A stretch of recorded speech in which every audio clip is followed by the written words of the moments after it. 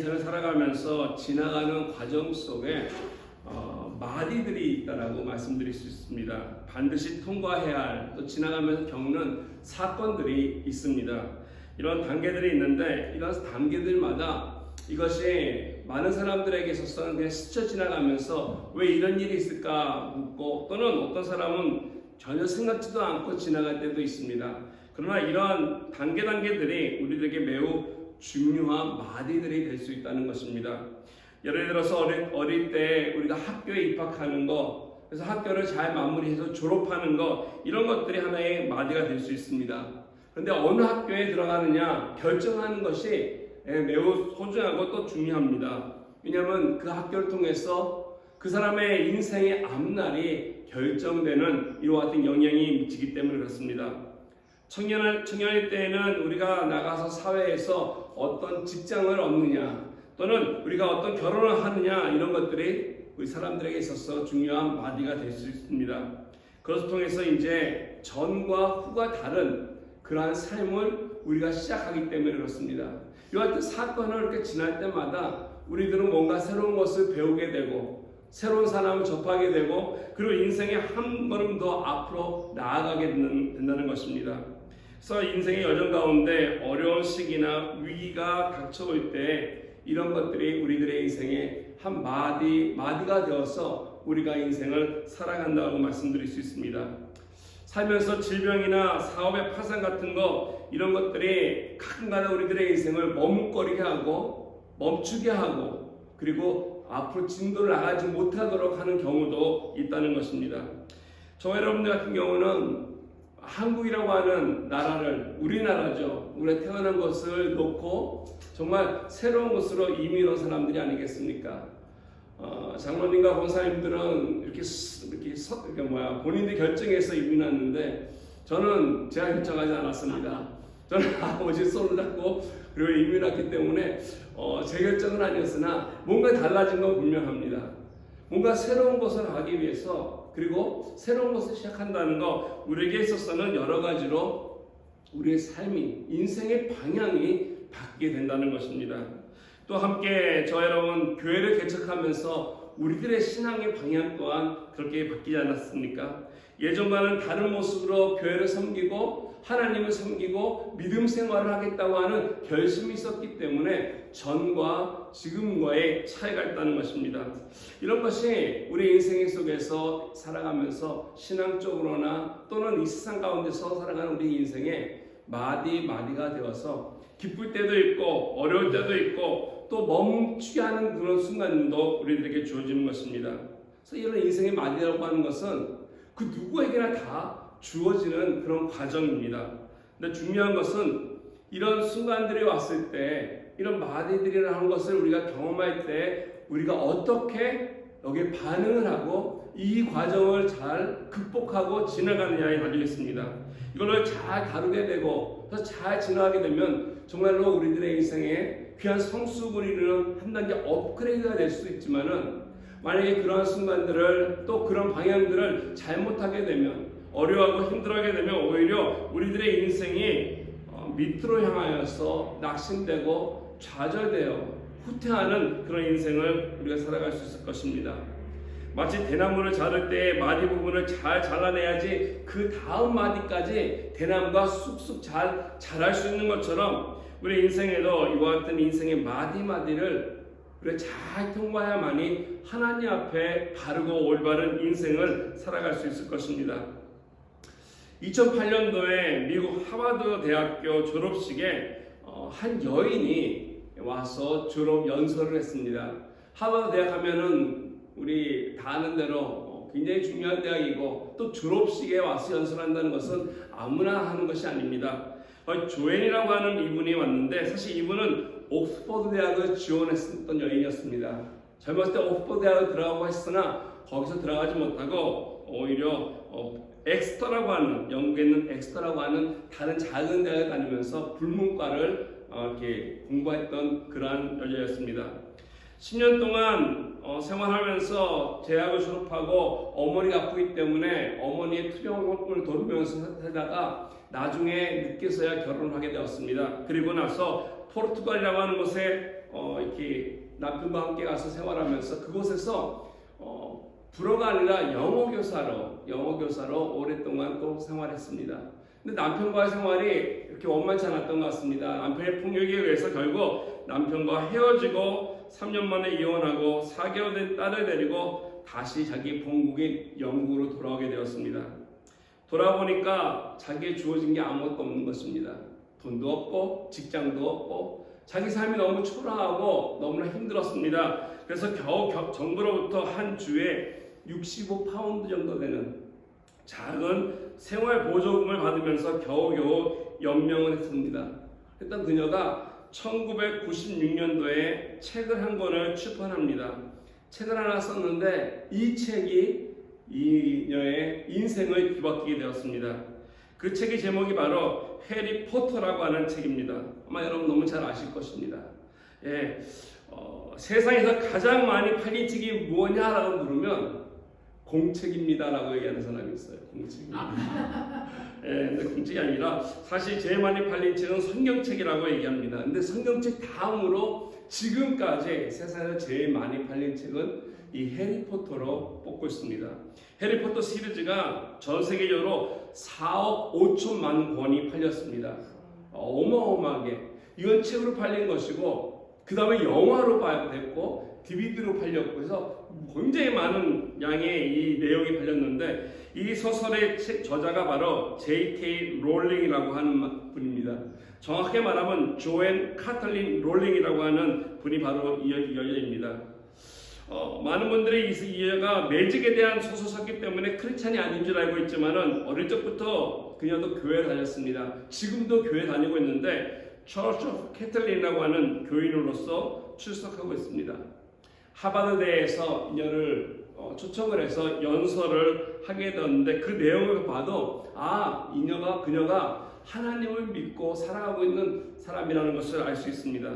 그 연설에 보면 이런 내용으로 이야기합니다. 내가 대학을 졸업하고 7년 동안 정말로 엄청난 실패를 겪었습니다. 짧았던 결혼 생활은 파국으로 끝이 났습니다. 딸이 하나 달린 이혼으로 살면서 실업자 신세였기 때문에 가난이 닥쳐와서 누가 보아도 저는 실패한 사람이었습니다. 정말 그 시기가 난 힘들었고 그 긴 터널이 언제나 끝날지 알 수 없었습니다.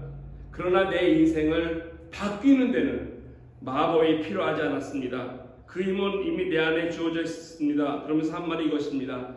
I believe in God, not magic. 내가 믿는 것은 하나님이지 마법이 아닙니다. 그녀의 마음속에 이미 주었던 하나님을 향한 믿음이 그녀의 인생을 바꿔놓았다고 하는 고백이라는 것입니다. 우리들의 인생, 그 인생의 마디 속에서 중요한 것은 바른 믿음을 갖는다는 것입니다. 물론 노력도 필요합니다. 그러나 노력만으로 그 인생의 마디를 우리가 지나갈 수는 없는 것입니다. 왜냐하면 그 마디가 잘 풀려지지 않기 때문에 그렇습니다.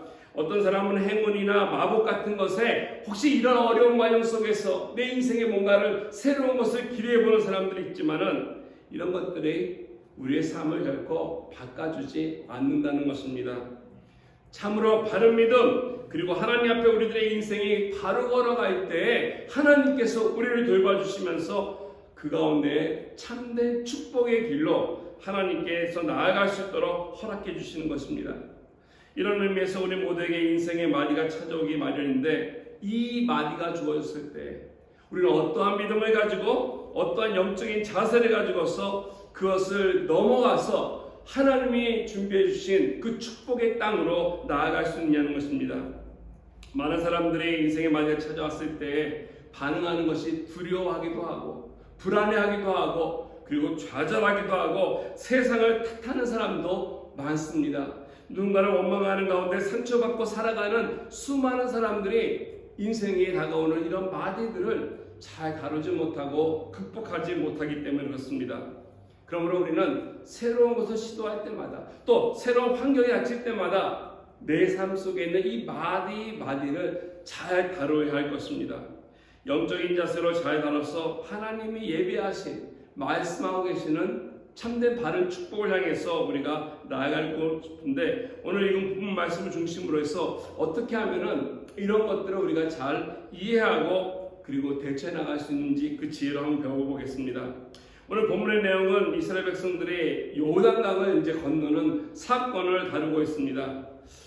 강을 건너기 위해서는 많은 것이 필요합니다. 그래서 그들이 가나안 정복을 위해서 네 번째로 준비해야 되는 것이 바로 강을 건너기 위한 준비라고 말씀드릴 수 있습니다. 이 요단강은 모압 지경에서 가나안으로 들어가기 위해서라면은 반드시 건너가야 할 그런 강입니다. 강을 건넌다는 것이 결코 쉬운 것은 아닙니다. 왜냐하면 생각보다 이 요단강이 너무 컸기 때문에 그렇습니다. 이 요단강은 북쪽에 있는 해몬산에서부터 흘러내려와서 그 평소에 쭉 모든 걸 적시고 그리고 사해까지 내려오는데, 평소에는 사실 물이 그렇게 많지 않습니다. 많지 않나 3월, 4월쯤 되면 이 해몬산에 있었던 눈들이 녹아서 그 물이 좀 많아집니다. 특별히 이 3월, 4월에 굉장히 많은 수위가 높아져서 이 폭이 한 30m가 되고 그리고 깊이가 3에서 4m 정도 되는 이와 같은 양의 강이 되기 때문에 쉽게 건널 수 있는 강은 아니었습니다. 그리고 이스라엘 백성들이 이제 여리고를 향해서 또 가나안을 향해서 가야 할 시기가 바로 딱 이때였습니다. 우리가 좀 더 다루겠지만 5장에서 보면은 6월절을 지키는 말씀이 나오는데, 이 6월절이 바로 이 시기가 3월이나 4월쯤이라는 것을 우리가 알 수 있습니다. 자, 이스라엘 백성들이 60만이 넘는 대군입니다. 거기다가 어린아이, 여자, 또 많은 짐승들이 함께 있었습니다. 한 200만 명이 넘는 대민족이, 정말로 많은 사람들이 이 강을 건넌다는 것이 결코 쉬운 과제는 아니었다는 것입니다. 그럼에도 불구하고 이 강은 반드시 넘어와야 하는 것입니다. 그래야만이 하나님께서 말씀하신 약속의 땅 가나안에 들어가서 그 땅이 그들의 것이 되기 때문에 그렇습니다. 그래서 그런 의미에서 이 요단강이라고 하는 것은 이스라엘 백성들에게 있어서 두 가지 이중적인 의미를 담고 있습니다. 하나는 그들을 가로막고 있는, 어떻게 보면은 위기의 마디다라고 우리가 말씀드릴 수 있습니다. 반드시 건너가야 할 위기고 통과해야 할 어려움이라는 것입니다. 이것을 통과하게 되면 그들이 그동안에 기다리고 고대했던, 갈망했던 약속의 땅, 젖과 꿀이 흐르는 그 땅을 차지할 수 있는 관문이 되기 때문에 이 강은 반드시 건너가야 합니다. 그래서 이 요단강이라고 하는 것은 이 마디 역할도 하지만 사실은 하나님께서 그들에게 약속하신 축복을 얻고자 하는, 소유할 수 있는 관문이라고 말씀드릴 수 있습니다. 그래서 이것을 잘 그들이 다루게 된다면 약속의 땅을 밟고 그 축복을 누리는 것이고, 그렇지 않다면 오히려 그 인생들이 거기서 주저앉고 말아버리는, 그래서 불행한 인생으로 남게 되는 것입니다.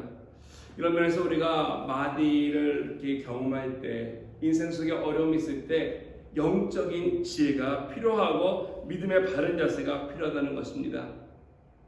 창세기에 보면은 하나님께서 이미 이와 같은 많은 사람들 속에 귀한 사람들의 인생의 마디들을 잘 보여주었습니다. 여러분과 제가 너무 잘 알고 있는 요셉이라고 하는 사람 여러분 기억하실 것입니다. 요셉의 인생 속에 얼마나 많은 마디들이 있었습니까? 그는 아버지 집에서 사랑받으며 청해받으며 정말 잘 살았던 그러한 어린이였습니다. 근데 하루아침에 그렇게 잘 살다가 형들에게 미움받아서 애국으로 노예 신세로 팔리게 되었습니다. 절망이 안겨준 어떤 말이라고 얘기할 수 있습니다. 아버지 집에서 편안하게 안전하게 있던 그가 이제는 아무도 모르는 곳으로 팔려가서 어떻게 인생을 살아가야 할지 전혀 알 바를 몰랐던 절망 가운데 남겨둔 것입니다. 애굽에 가서 보디발이라고 하는 사람 집에 들어가서 일을 했습니다. 열심히 일을 했습니다. 근데 그곳에서 성폭행 미수자로 그가 몰리게 되었고, 이와 같은 혐의로 인해서 억울하게 감옥에 갔습니다.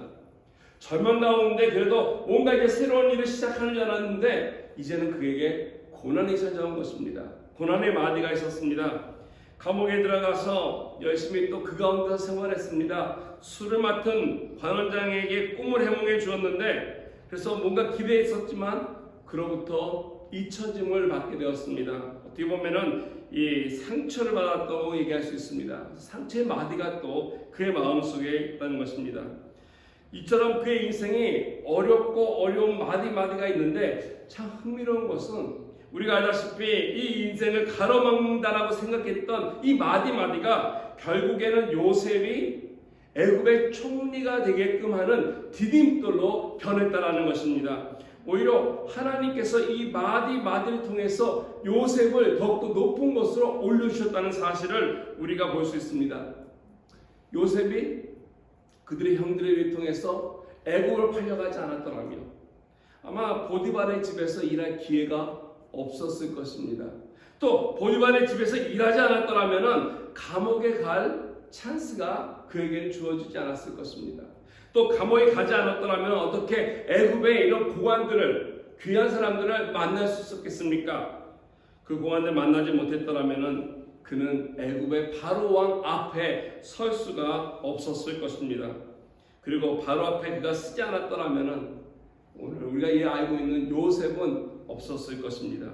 정말 어떻게 보면 인생의 어려운 순간들, 힘든 순간들, 정말 실패하고 절망 가운데 빠질 수밖에 없는 이런 마디마디들이 고난이라고 생각했던 것들이 오히려 디딤돌이 되어서 결과적으로 요셉을 총리 자리까지 올라가게 한 것입니다. 네. 어떻게 이런 일들이 그에게 일어났습니까? 무슨 비결이겠습니까? 요셉의 마디가 찾아올 때마다 성경에는 분명히 얘기합니다. 하나님께서 동행하였다고, 하나님께서 함께 하셨다고 믿음으로 이것을 지나갔기 때문에 그는 이 마디가 하나님 앞에 디딤돌이 되어서 하나님의 뜻을 이룰 수 있는 귀한 인생이 있던 것입니다. 아멘. 우리가 잘 아는 대로 이 마디를 잘 이겼던 이 요셉에게 사실 제일 첫 번째 아픔을 주었던, 마디의 귀한 아픔을 주었던 이 형들에게 했던 고백을 보면은 이런 것을 알 수 있습니다. 창세기 50장 20절에 보면은 당신들은 나를 해하려 했으나 하나님께는 그것을 선으로 바꾸사 오늘과 같이 많은 백성의 생명을 구원하게 하시라 하였다. 네. 당신들은 내 인생이 힘들게 하고 아프게 하고 마디를 줘서 정말 어렵게 하였으나 하나님께서 내 앞길을 바꿔주셨다는 것입니다. 하나님이 동행하여 주셨고 그분을 신뢰했을 때 이것이 나뿐 아니라 우리 모두에게 놀라운 축복으로 하나님이 바꿔주셨음을 고백하고 있습니다. 저 여러분들에게도 이와 같은 고백이 필요하다고 생각됩니다. 지금까지 살아오시면서 우리가 살아가면서 경험했던 수많은 고난의 마디들이 우리에게 그 당시는 두렵고 힘들고 또 상처를 주는 것일지라 하더라도 이것이 오늘날 우리들에게 있어서 하나님 앞에 참된 믿음으로 영광 돌릴 수 있는 디딤돌이 되었다는 것을 볼 때 아무리 크고 어려운 고난의 마디가 있다 하더라도 하나님 앞에 바른 믿음의 자세를 가지고 하나님께서 주신 사명에 따라 한다면 이 위기들이 잘 넘어가서 하나님이 주시는 축복의 땅을 소유하게 될 것입니다. 이런 면에서 우리에게 위기가 닥쳤을 때, 고난의 마디가 주어졌을 때 우리가 취해야 할 자세가 있습니다. 오늘 본문을 보시면 이스라엘 백성들이 강을 건너기 위해서 이 준비했던 것이 몇 가지 나와 있는데 이 원리가 바로 저와 여러분들이 이 마디마디를 잘 이길 수 있는 그러한 원리가 될 것입니다. 첫 번째로 그들의 이 위기의 마디를 잘 넘어가기 위해서 떠남의 원리를 알았다는 것입니다. 떠날 줄 알았습니다. 머물고 있던 곳에서 계속 있지 않냐고 머물고 있던 곳을 내려놓고 새로운 곳을 향해서 나아갈 줄 알았습니다. 하나님이 준비해 놓으신 새로운 축복을 잘 이해하고 있었고 그 약속이 무엇인지 깨닫고 있었고 그 약속을 성취하기 위해서 나아갈 수 있다는 것입니다. 오늘 1절 말씀을 보시면 그들이 요단강을 건너기 전에 반드시 떠나야 했던 장소가 언급이 되고 있습니다. 1절에 보니까 또 여호수아가 아침에 일찍 일어나서 그와 모든 이스라엘 자손들과 더불어 시딤에서 떠나 요단에 이르러 건너가기 전에 거기서 유숙하니라 라고 하면서 시딤이라고 하는 귀한 장소가 언급되고 있습니다. 이 시딤이라고 하는 말은 히브리어로 하면은 이 아카시아 나무를 이야기하고 있습니다. 그래서 이 시딤 지역에 아카시아 나무들이 참 많습니다. 그래서 그 나무들을 가지고 사실 봇개도 만들었고 여러 가지 귀한 용도로 사용하였습니다. 그래서 이 시딤이라고 하는 곳에서 이스라엘 백성들이 그동안은 진을 치고 머물고 있었습니다. 신명기 31장 14절 말씀 이하에 보면은 모세를 통해서 여호수아가 후계자로 위임받는 것이 바로 이 시딤이었습니다. 그래서 이 시딤이라고 하는 장소는 이스라엘 백성들에게 있어서 매우 중요한 장소고 또 기억을 해야 할 장소라고도 말씀드릴 수 있습니다. 동시에 이 시딤이라고 하는 장소를 그들의 역사 속에, 과거 속에 가만히 살펴보면 좋지 않은 추억 또한 가지고 있는 그러한 장소입니다. 민수기 25장 1절에서 3절 말씀을 보시면 그곳에서 이러한 사건 하나가 소개되어 있습니다. 이스라엘이 시딤에 머물러 있었더니 그 백성이 모압 여자들과 음행하기를 시작하니라. 그 여자들이 자기 신들에게 제사할 때에 이스라엘 백성을 천함에 백성이 먹고 그들의 신들에게 절함으로 이스라엘이 바알볼에게 가담한지라 여호와께서 이스라엘에게 진노하셨다라고 얘기합니다. 이게 바로 시딤에서 일어났었던 이런 사건입니다. 이스라엘 백성들이 모압 여인들과 같이 음행했던 것이고 뿐만 아니라 그들이 함께 먹고 마시며 그들의 신이었던 바알에게 숭배했던 이와 같은 일들이 있었던 것입니다. 쉽게 말하면 영적인 간과 육적인 음행이 함께 일어난 것이 바로 이 시딤이었고 이건 가장 하나님께서 진노하시고 싫어하시는 것을 그들이 행했던 것입니다. 그 결과 이 같은 장 25장 9절 말씀에 보면은 그 일로 인해서 24,000명이 이스라엘 백성 24,000명이 연병으로 죽임을 당하게 되는 심판을 받습니다. 근데 이러한 사건 뒤에 이런 일들이 일어나게 된 거는 그냥 일어난 것이 아니라 이거 배경에 누군가 있었습니다. 그 사건 뒤에 누가 있었냐면 이 발람이라고 하는 거짓 선자가 있었다는 것입니다. 발람이 그 당시 모압 왕 발락에게 돈을 받고서 이스라엘을 저주하기 위해서 왔습니다. 근데 와서 저주하려고 입만 벌리면 저주가 아니라 축복이 나가는 것입니다. 자꾸 축복이 나가니까 이 모압 왕이 얘기합니다. 당신 내가 돈을 주고 저주를 했더니 왜 축복하느냐? 근데 뭐 할 수 없는 거 아니겠습니까? 입을 주관하시는 분이 하나님이시기 때문에.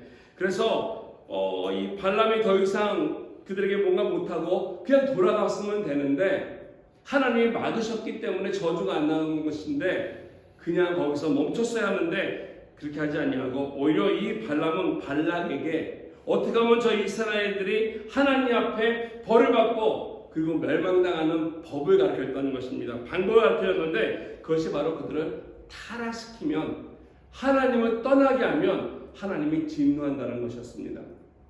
그걸 말미암아서 이스라엘이 24,000명이 죽음을 당했습니다. 이 사실을 보면 창과 칼을 가지고서 그들 향해서 쳐들어온 적군들보다는 오히려 우리 마음속에 알게 모르게 파고드는 내 마음속에 있는 죄로 인해 들어오는 이 유혹의 죄가 우리를 더욱더 쉽게 무너뜨릴 수 있다는 사실입니다. 이와 같이 이스라엘을 타락시키고 음행의 죄를 짓게 한 장소가 바로 시딤이었습니다. 그래서 이 시딤이라는 것은 그 후에도 계속해서 하나님 앞에 범죄하는 죄가 있는 이러한 장소라고 말씀드릴 수 있습니다.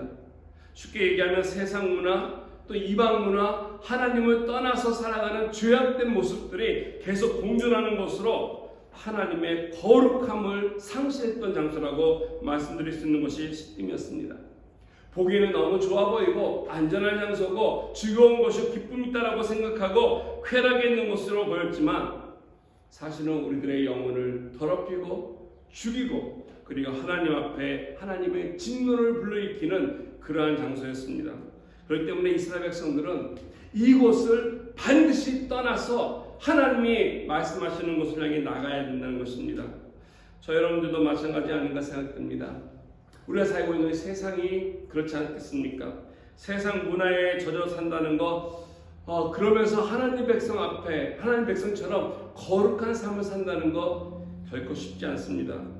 죄 유혹이 가득한 곳에 머물면서 하나님을 경외한다는 것이 쉽지 않기에 우리는 우리의 시딤이라고 하는 장소들을 떠나야 할 것입니다. 아멘. 나에게 쾌락을 주고 나에게 기쁨을 주고 안전을 주고 있다는 것 혹 이걸로 인해서 내가 하나님을 노하게 하는 것이 있다면 우리는 반드시 떠나야 할 것입니다. 하나님 기뻐하지 않는 것, 습관적으로 죄악을 일으키는 것, 부정적인 것, 불신앙적인 이런 자세들을 버리고 나의 시딤을 떠나야지 요단을 건너서 하나님이 약속해 주시는 축복의 땅으로 나아갈 수 있습니다. 그럼에도 불구하고 많은 사람들이 씻김을 떠나지 못하는 이와 같은 이유가 있는데 저는 두 가지를 생각해 볼 수 있습니다. 하나는 그 씻김이 지금 말씀드린 것처럼 편합니다. 우리에게 너무 익숙하다는 것입니다. 그렇기 때문에 떠나지 못한다는 것입니다. 옛날에 칠레랑 아르헨티나에서 사역하면서 멘도사에 있을 때 YM 디렉터였던 알레칸드로 로드리게스 목사님이라는 분이 계신데 그분하고 얘기하면서 이런 얘기 들었어요. 거기 지역에 인디언들을 이렇게 섬겼던 분이신데 그분이 하신 말씀이 이분들은 안 변한다는 거예요. 잘 이렇게 좀 변해야 되는데 변하지 않고 움직여야 되는데 안 한다는 것입니다. 그러면서 하는 말이 영적 관성의 법칙에 해당되는 분이다 이렇게 말씀하셨습니다. 그래서 이 관성의 법칙이 뭔가 하니까 늘 하던 대로 하는 사람이에요. 늘 하던 대로. 그래서 평소에 행동이나 하고 싶은 모든 것들을 그대로 늘 유지하는 사람들을 그렇게 얘기합니다. 그 인디언들이 그랬다는 것이에요. 뭔가를 새롭게 도전을 줘도 꼼짝하지 않았습니다. 이 관성이라고 하는 것은 멈춰 있으면 계속해서 그냥 멈추는 것이에요. 암만 밀어도 안 나가는 것이고요. 그리고 반대로 계속 움직이는 사람들은 좀 스톱해라 하더라도 스톱을 못하고 계속 움직이는 것을 이야기합니다. 사실 이건 물리학에서 얘기하는 뉴턴의 제2법칙인데 이거를 좀 적용하면서 이 사람들이 그렇다는 거예요. 참 안 변한다는 것이죠. 근데 그분들만 그렇겠나 생각합니다. 저는 저와 여러분들도 마찬가지 아닌가 싶습니다. 우리들에게 그런 관성이 있다는 것입니다. 기도하지 않는 분은요, 기도하라고 해도 안 하고요.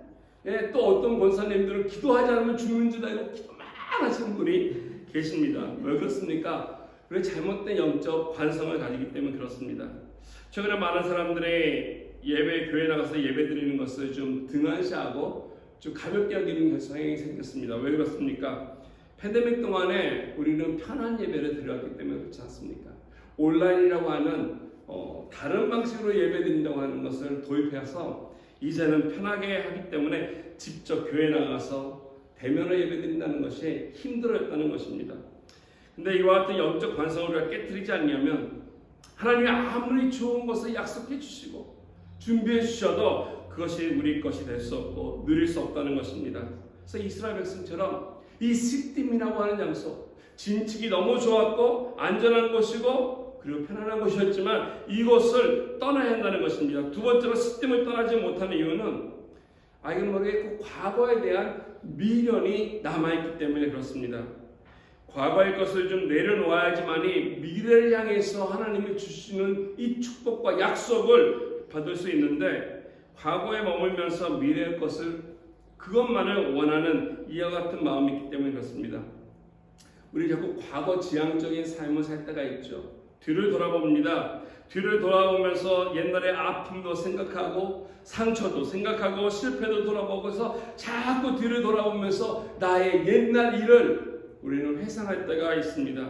우리 마음들은 하나님께서 미래를 향해서 앞을 향해서 나아가라고 하는데 내 삶은 지금 좋지 않다 보니까 옛날을 돌아보는 것이에요. 옛날에 좋았을 때 또는 옛날에 아팠을 때를 보면서 오늘을 내가 희망 없이 살아가는 어리석은 모습들이 있다는 것입니다. 하나님 앞에 받은 약속들이 있다면 내가 해야 할 사명이 있다면 과거에 묶이는 것이 아니라 시딤을 돌아보는 것이 아니라 약속의 땅을 믿음으로 보면서 나아가야 할 것입니다. 아멘. 우리들의 시선이 바뀌어져야만이 삶의 방향이 바뀌어지고 그리고 그를 향해서 우리들의 마음이 움직일 때 하나님의 역사가 함께 동행하는 것입니다. 아멘. 두 번째로 우리가 이와 같은 위기의 마디를 잘 통과하려면 영성의 원리를 우리가 깨달아야 할 것입니다. 이 영성의 원리는 바로 하나님께서 우리에게 주시는 영적인 원리인데 세상과의 방법과 다르다는 것입니다. 세상적인 논리가 있는데 세상적인 이런 여러 가지 하는 방법들이 있는데 이것과는 하나님이 하시는 것이 다르다는 것을 우리는 깨달아야 합니다. 오늘 본문 말씀에 보시면 이스라엘 백성들이 강을 건너는 장면이 소개가 되고 있습니다. 근데 이것이 일반적인 방법과는 전혀 다른 방법으로 건너가는 것 봅니다. 3절과 6절을 잠깐 보시면 여호수아는 하나님의 말씀을 따라서 언약궤를 맨 제사장들이 이스라엘 맨 앞에 서게 하였습니다. 그리고 3절을 보시면 제사장들이 언약궤를 맨 것을 보거든 그 뒤를 따르라라고 명하고 있습니다. 6절 말씀에도 마찬가지로 제사장들이 언약궤를 메고 백성들 앞에 나아갔다라고 말씀을 기록하고 있습니다. 이것이 보편적으로 강을 건너는 방식은 아니라는 것입니다. 사실 이스라엘 백성들이 이미 그 지역에 40년을 살아왔습니다. 누구보다도 시딤을 비롯해서 모압과 그 모든 지역에 대해서 너무나 잘 알고 있었던 사람들입니다. 오히려 여호수아에게 지금은 물이 불어나는 시기니 좀 더 기다렸다가 물이 좀 잠잠하면 건너자라고 이야기할 수도 있었을 것입니다. 아니 어쩌면 했을 수도 모릅니다. 그래서 물이 가장 많이 불어나는 이 시기에 왜 이 어려운 일을 하냐라고 컴플레인을 걸 수도 있었을 것입니다. 하나님께서는 오히려 가장 물이 많은 이 시기를 택해서 이스라엘을 하여금 이 강을 건너겠다는 것입니다. 너무나 다르지 않습니까? 일반적으로 강을 건널 때는 그 강을 조사합니다. 강의 수위를 조사하고 그 급류를 살펴보고 그래서 그 가운데 이것을 건너갈 수 있는지 몇 명의 군사들을 수영을 잘하는 사람을 보내서 수심을 체크해보고 무엇이 필요한지 거기에 맞는 여러 가지 장비들을 준비하는 것이 보통 군사 전략으로 강을 건너는 방법인데 전혀 그렇게 하지 않았다는 것입니다. 오늘 본문에 보면은 그런 것을 따지지 않았습니다. 좋은 시기인지 어떤 방법으로 해야 할 것인지 전혀 보지 않고 오히려 오늘 말씀 보니까 하나님의 언약궤를 맨 제사장이 제일 앞서게 한 것입니다. 왜 이렇게 하셨을까요? 왜 하나님께서는 우리 일반적으로 생각하는 그런 상식에서 벗어나는 이와 같은 일을 하셨을까요? 이 언약궤라고 하는 것은 사실 법궤라고 해서 하나님의 임재와 영광을 상징하는 것입니다. 그래서 언약궤가 앞섰다라고 하는 것은 하나님의 임재를 앞세웠다라고 하는 의미입니다. 즉, 이 약속을 성취하기 위해서 제일 먼저 하나님이 앞장서서 나가셨다는 것입니다. 인생의 문제 가운데 마디 속에서 이것을 해결하기 위해서 하나님을 먼저 앞세웠다는 것입니다. 우리가 앞서게 되면 문제가 풀리지 않고 우리가 앞서게 되면 서툴러서 오히려 어려움을 당하고 우리가 앞서게 되면 일이 제대로 되지 않기 때문에 여호수아는 이스라엘 백성보다 먼저 하나님이 앞장서시게 하고 그 뒤를 백성들이 따르게 하였습니다. 그래서 4절과 5절 말씀해 보시면 백성들을 성결케 한 후에 그 언약궤와 거리를 좀 두게 합니다. 2,000규빗 정도를 두고 따라가게 하는데 이 2,000규빗이라고 하는 것은 한 900m 정도라고 우리가 대략 생각해 볼 수 있습니다. 이와 같이 거리를 두고 따라가게 한 이유가 있습니다. 그것은 바로 하나님을 경외하기, 하나님의 경외심을 일깨우기 위해서 그렇게 하였습니다. 하나님을 상징하는 언약궤였기 때문에 함부로 만질 수 있는 것이 아니고 함부로 다룰 수 있는 것이 아니기 때문에 거리를 두고 따라가게 한 것입니다. 두 번째 이유는 이 언약궤가 좀 멀리 앞서 가야만이 이스라엘 백성들이 한두 명이 아니라 지금 200만 명이라고 하는 많은 수가 있지 않습니까? 지파별로 건너갈 텐데 맨 마지막 지파까지 언약궤가 어디 있는지 볼 수 있도록 거리를 두게 한 것입니다. 그래서 맨 마지막에선 지파라도 멀리서 이 언약궤를 보면서 어느 방향으로 나아가는지를 잘 보고 따라갈 수 있도록 하기 위해서 이와 같이 거리를 두었습니다. 좀 한 가지 더 추가한다면은 나중에 이 이스라엘 사람들이 이제 돌아와서 안착하고 유대주의가 형성되지 않습니까? 그래서 율법 열심히 공부했던 유대주의들이 있는데 이 유대주의들이 안식일날 걸을 수 있는 거리를 측정할 때 그들이 허락했던 거리가 바로 여기에 근거를 두고 있습니다. 2,000규빗까지 안식일날은 2,000규빗만 걸을 수 있다라고 한 것이 바로 여기서 나온 그 근거입니다. 그래서 900m 정도만 안식일에 허용이 된다라는 것입니다. 어쨌든 간에 이스라엘 백성들이 강을 건너감에 있어서 중요한 것은 인간의 어떤 기술이나 우리 장비가 아니라 우리들의 상식이나 우리들이 알고 있는 지혜가 또 경험이 아니라 하나님의 인자하심을 따라가는 것임을 오늘 말씀 속에서 가르쳐주고 있습니다. 이게 바로 우리들의 인생 속에 다가오는 마디들을 잘 이겨낼 수 있고 지나갈 수 있는 영적 원리라는 것입니다. 사람이 앞서는 것이 아니라 하나님이 앞서는 원리, 내가 먼저 일을 시작하는 것이 아니라 하나님께서 주도하셔서 일을 시작하는 원리, 이것이 바로 영적인 원리입니다. 이 원리대로 살아갈 때 어떤 문제들이 있을 때마다 하나님께서 그것들을 잘 처리해 주시면서 우리를 알고 깨닫게 하시고 하나님의 역사를 알아가게 하신다는 것입니다. 저는 교회 사역도 마찬가지로 생각합니다. 사실 교회가 하는 것들이 기도가 먼저 되어야 할 것이고요. 예배가 우선되어야 할 것이고, 그러할 때 성령의 역사가 함께함으로 인해 먼저 우선시될 때에 회복도 일어나고 부흥도 일어나고 하나님의 뜻을 이뤄가는 바른 걸음걸이가 될 것입니다. 아멘. 이것이 무시되고 내가 먼저 쓴다면은 과연 올바른 하나님의 뜻이 우리를 통해서 이루어지겠습니까? 이런 의미에서 인생의 위기가 찾아왔을 때 내가 주도자가 되는 것이 아니라 하나님께 주권을 맡기고 하나님 앞서 행하게 하는 것, 이거는 매우 중요한 영적인 원리라는 것입니다. 그분에게 주권을 드리고 진정으로 그분 앞에 예배하며 기도하며 따라갈 때 그가 우리를 건져주시고 인도하시고 기가 막힌 방법으로 우리들의 삶 가운데 우리가 알지 못했던 놀라운 축복의 비밀들을 깨닫게 하시고 경험케 하시는 것입니다. 아멘. 그러므로 이와 같이 하나님께서 하실 때 가장 베스트인데 이 일이 잘 될 수 있도록 우리는 믿음으로 하나님을 뒤를 보면서 따라가야 할 것입니다. 저 여러분들의 인생 가운데 가로막는 또는 어려워지는 또는 이와 같은 새로운 변화를 시도하는 마디들이 생길 때마다 1차적으로는 내가 있었던 죄의 자리에서 내가 나를 묶고 있던 시스템에서 떠나야 할 것입니다. 그리고 2차적으로는 새롭게 하나님께 인도하시는 가운데 내가 먼저가 아니라 하나님이 먼저 앞서가도록 우리는 기도하고 순종하는 마음으로 그 말씀에 따라갈 때 하나님께서 우리를 통해서 그 마디마디가 디딤돌이 되게 하신다는 것입니다. 아멘. 세 번째로 우리가 이와 같은 위기의 관문을 잘 통과해서 약속을 얻기 위하면 믿음의 원리를 알아야 합니다. 믿음으로 결단할 때 실질적으로 내 삶 속에서 하나님이 일으켜주시는 기적과 역사가 일어난다는 사실입니다. 오늘 8절 말씀 보시면은 이렇게 나와 있습니다. 너는 언약궤를 맨 제사장들에게 명령하여 이르기를 너희가 요단 물가에 이르거든 요단에 들어서라 하라.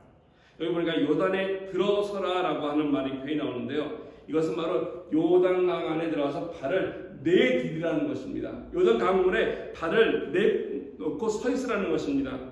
우리말 성경에 보니까 이렇게 나와 있습니다. 요단강 물가에 이르러 강에 서 있으라 라고 번역하고 있습니다. 물속에 들어가서 서 있는다고 하는 이 액션이 결코 쉬운 것은 아니라는 사실입니다.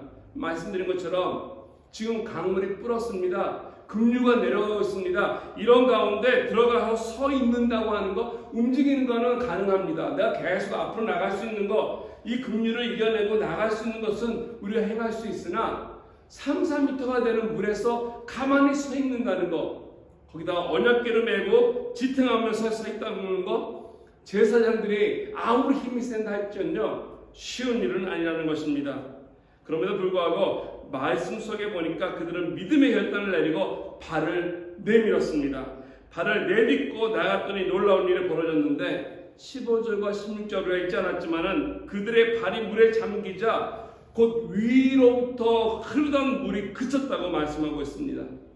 위로부터 흐르던 물이 그치고 그 물이 온전히 끊어졌다라고 성경은 기록하고 있습니다.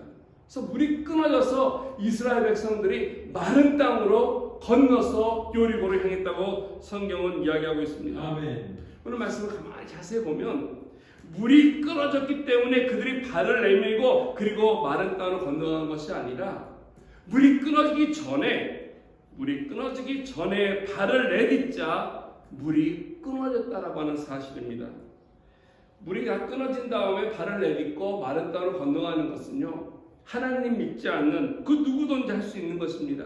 그리고 물이 끊어졌을 때 건너가는 것은 너무나 합리적인 행동입니다. 이성적인 것이고 우리가 보기에 가장 좋은 거라고 얘기할 수 있습니다. 바닥이 맨 땅인데 누군데 못 건너가겠습니까? 근데 오늘 말씀해 보니까는 그렇게 하는 것이 아니라 내 생각이 합리적이지 않고 상식적이지 않고 그럼에도 불구하고 하나님이 명령하시기 때문에 그 물에 내 발을 내딛는 것, 이것을 성경은 믿음이라고 이야기하고 있습니다. 이게 참된 믿음입니다. 나의 생각, 나의 개념을 말하는 것 아닙니다. 참된 믿음은 어떤 교리나 어떤 신학적인 노선을 의미하는 것도 아닙니다. 물론 교리도 중요하고 신학도 중요합니다. 그러나 신학이나 교리나 나의 생각이나 이 개념들이 하나님 앞에 믿음으로 나갈 수 있는 믿음이 아니라는 것입니다. 정말로 내가 그 교리를 믿는다면, 그 말씀을 믿는다면 그 믿음의 근거에서 행동이 따라야 한다는 것입니다. 아멘. 말씀에 순종해서 발을 내디딜 때 하나님은 강을 가르게 하시고 마르게 하셔서 건너가게 하셨습니다. 이런 면에서 저 여러분들의 인생 가운데 마디가 왔다면 두려워하는 것이 아니라, 그래서 우리가 머뭇머뭇거리는 것이 아니라, 주저하는 것이 아니라 믿음의 결단이 필요합니다. 믿음을 결단하고 발을 내디딜 때 그때 하나님께서 일하시기 시작하는 것입니다. 아멘. 강이 말라고 강이 끊어져서 갈라지는 역사가 일어난다는 것이죠. 아멘. 이것이 바로 저와 여러분들에게 일어날 수 있는 하나님의 기이한 일이 믿음으로 주어지는 것입니다. 오늘 말씀 속에서 이스라엘 백성들에게 이와 같은 귀한 놀라운 일을 통해서 확신시켜주는 두 가지 일들이 있습니다. 감사한 일이 두 가지 있는데요. 그것은 뭐냐면은 요단강이 갈라지는 사건을 통해서 첫 번째는 7절 말씀에 보니까 여호수아의 리더십이 온 백성 앞에서 확증됐다라고 하는 사실입니다.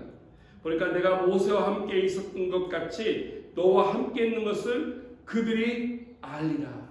지금 사실 여호수아는 이스라엘 백성들을 데리고 이제 첫 번째 전투를 벌이기 시작해서 준비 중에 있습니다. 처음으로 이제 리더십이 되어서 이스라엘 백성들을 이제 모세를 대신해서 이끌고 있는데, 오늘 말씀해 보니까 이 강이 끊어진 사건을 통해서 여호수아의 리더십이 하나님이 그와 함께하고 있음을 확증시켰다는 것입니다. 아멘. 두 번째는 10절 말씀해 보시면은 가나안 7 족속에 대한 승리가 이것을 통해서 확증되었습니다.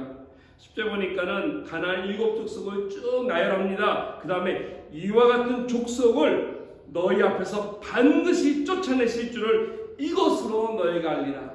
강물이 끊어짐으로 말미암아 확인된 것 두 번째 사실은 이 전쟁의 승리는 반드시 우리에게 있음을 하나님께서 약속하셨다는 것입니다.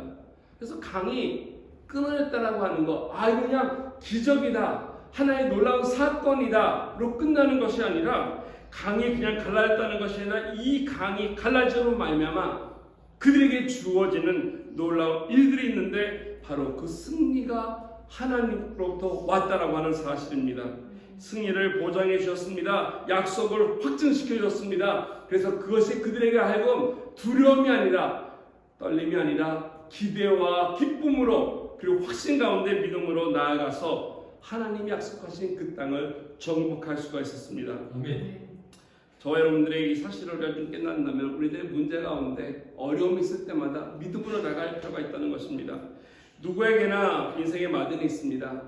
이 마디가 우리를 멈추게 합니다. 아프게도 하고요, 고민하게도 하고 근심에 빠지게도 할 때가 있습니다. 그래서 이 마디들은 누구에게나 필연적으로 다가온다는 것입니다. 여러분들이 아마 올림픽 같은 데서 장애물 달리기 경주를 보셨을 것입니다. 장애물 달리기를 할 때 보면은 그 앞에 장애물들이 있지 않습니까? 우리가 허들이라고 부르죠. 그 허들이 있는 이유가 무엇입니까? 그거는 선수들이 달려가면서 그걸 통해서 넘어지라고 있는 것이 아닙니다. 그 허들이 있는 이유는 뛰어넘으라고 있는 것입니다.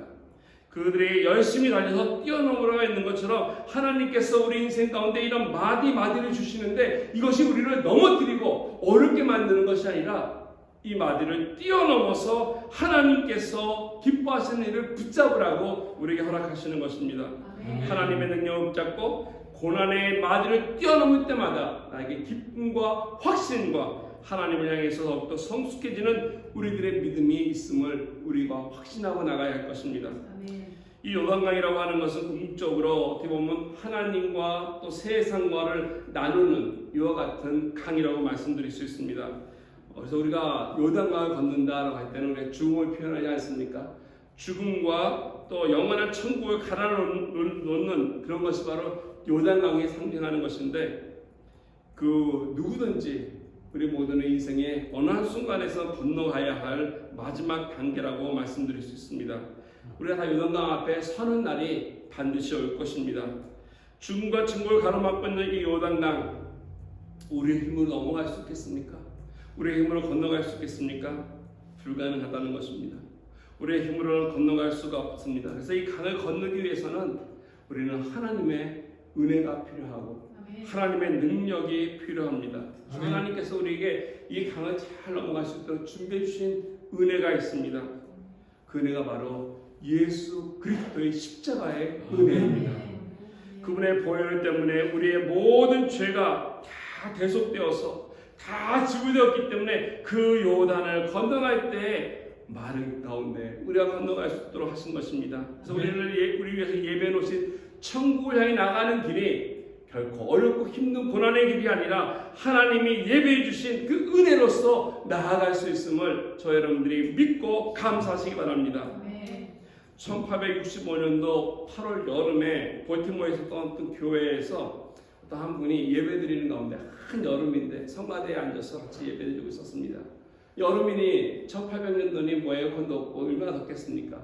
근데 그날따라 목사님의 설교가 좀 길었나 봅니다. 설교가 길다 보니까 여러 가지 모습으로 힘들었나 봅니다. 그래서 설교를 듣는데 이 목사님이 그날따라 하나님의 사랑과 용서에 대해서 계속 말씀을 하는데 이분이 듣다가 알게 모르게 마음속에 이런 부담이 왔습니다. 내가 저 사랑을 받을 자격이 있나? 내가 얼마나 큰 죄인인데 그 죄를 용서받을 수 있는 자격이 될까? 이런 생각을 하고 있는 순간에 자기 그녀의 입가에 그냥 음성이 들렸습니다. 그 음성이 뭐냐면 Jesus paid to all.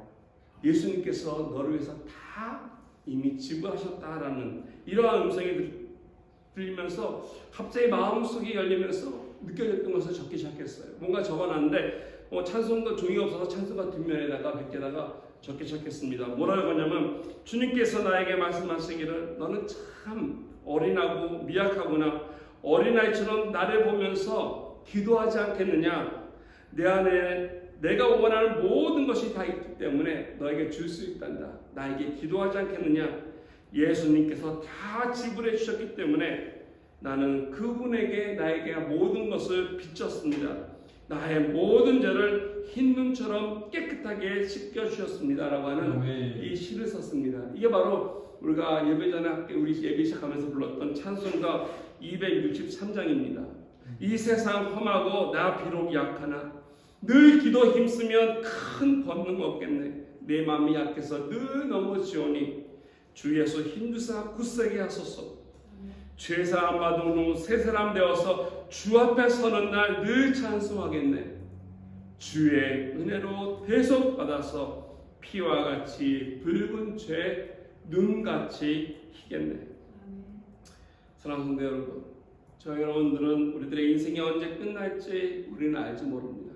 그러나 반드시 그때까지 우리들의 인생 가운데 마디는 있을 것입니다. 이것이 우리를 넘어뜨리는 것이 아니라 우리가 뛰어넘어서 하나님께서 더욱더 놀라운 축복의 자리로 인도하시는 것입니다. 그래서 이런 마디가 하나님이 나를 도와주시고 은혜 가운데 인도하시는구나는 사인으로 받고 믿음으로 나가시 바랍니다.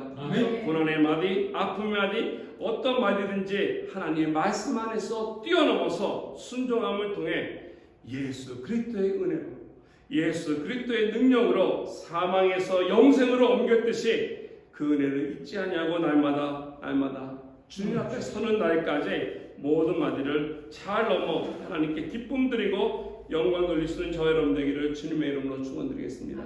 우리 같이 기도하기 원합니다. 하나님, 내가 인생 살아가면서 지금까지 경험했던 많은 마디들이 넘어지라고 했던 것이 아니라 디딤돌이 될 수 있도록 하나님 도와주시옵소서. 그래서 정말로 하나님이 기뻐하시는 놀라운 약속을 향해서 나의 죄악의 자리에서 떠나게 하시고, 그래서 하나님 앞에 영적으로 믿음으로 하나님을 앞서며 나가게 하여 주셔서 진정으로 하나님 기뻐하시는 믿음의 소유자 될 수 있도록 함께 하여 주십시오. 우리 같이 기도하면서 깨닫는